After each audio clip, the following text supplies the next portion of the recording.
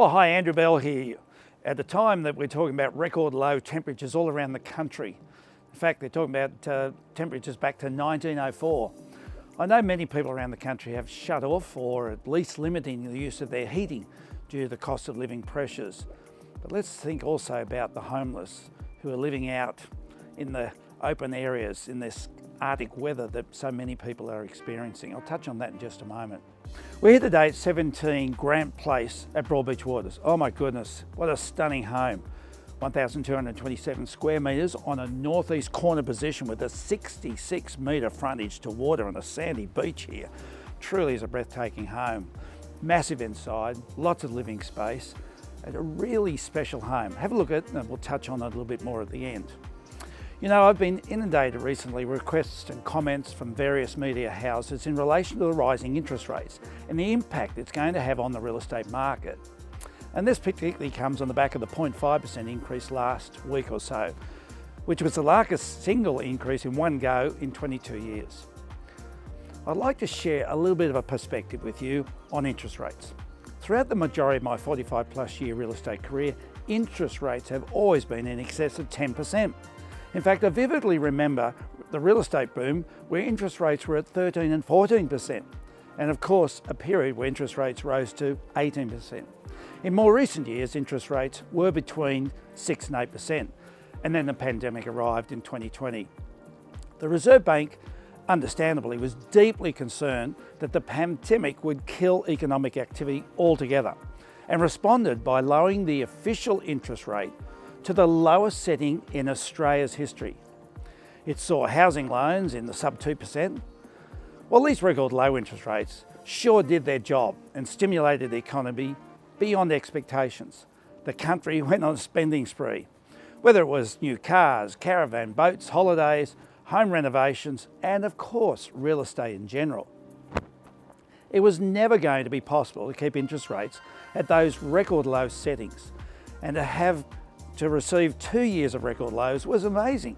Throughout my career, one thing I've noticed is the Reserve Bank is slow to react, slow to put interest rates down when they're needed, and slow to put them up when the official position is to keep inflation between 2 and 3%, which is the ideal setting to encourage good economic activity.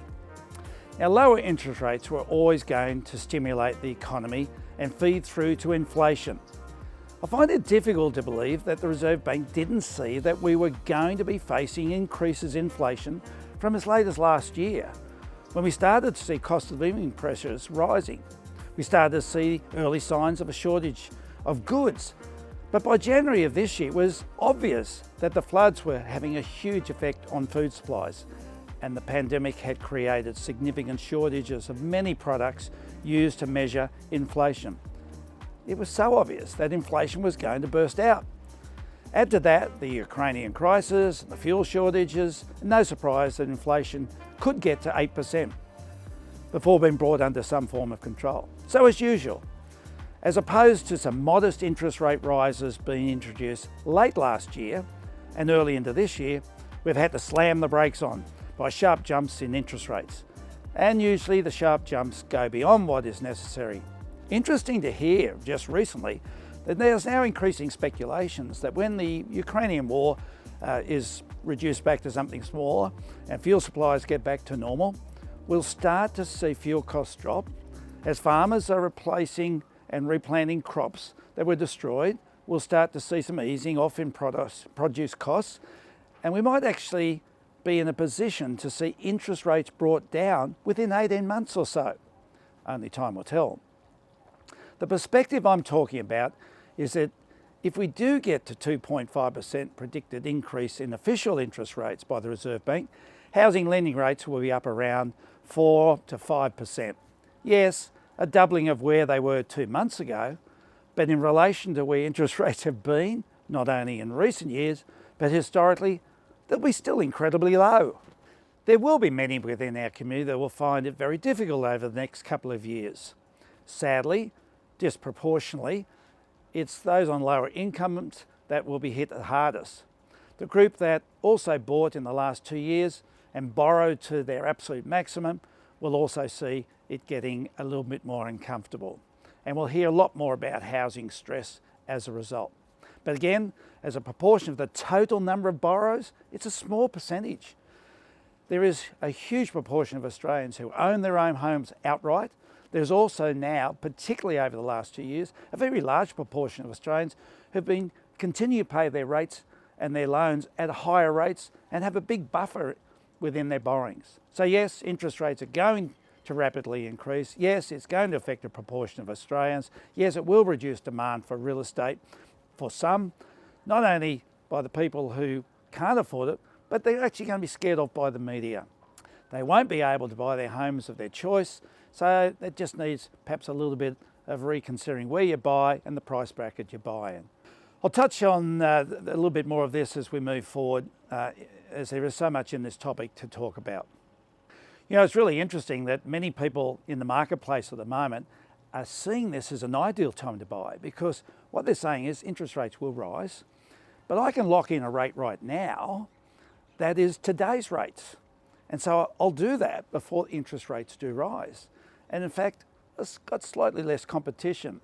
No surprise that we've just seen the biggest burst of sales post the election that we've seen throughout the 2 years of the pandemic. Huge rush of people buying in the marketplace. Quite amazing. Wow, what do you think about 17 Grant Place? Isn't this something special? You know, you don't get significant homes like this very often. Sometimes you'll get them maybe with a southerly aspect or a westerly aspect or whatever it may be. You don't get them with the big beaches. You don't get them perhaps with as many bedrooms or the wonderful entertaining areas. This is about seizing the opportunity. Homes of this stature, this class, this style, in this location, on a northeast corner position, rarely come up. It's up to you to seize the opportunity. I'll put on screen details of Jackson Paradise, who's handling the marketing for this. If you want some more information, please reach out to him. Last, but most importantly, I go for a brisk 11-kilometre walk every morning along the Esplanade on the Gold Coast. 2 years ago, I might have seen 1 or 2 homeless people, but now I see them everywhere.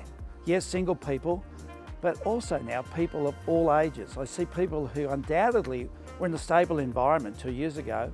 I've seen mothers with their kids sleeping in cars. I see people trying to get shelter around toilet blocks and open picnic tables. And it just breaks my heart to see what's been happening. And I understand how it's come about. So I'm about to do my 3rd CEO Sleep Out, and I'm reaching out to you and ask for a little bit of compassion if you could. I'm trying to raise some $15,000. It'll go directly into feeding and providing shelter to our homeless people. I was hoping that I could find 200 people that might be generous enough to donate $50. I personally have already donated $5,000 to start it off, but if collectively we could take that to $15,000, together with the other donations of other participants, that would make a huge difference to our homeless. Contained within this newsletter is the link to the CEO Sleep Out. So please follow that if you could. $50, $100, whatever you could spare, really appreciate it.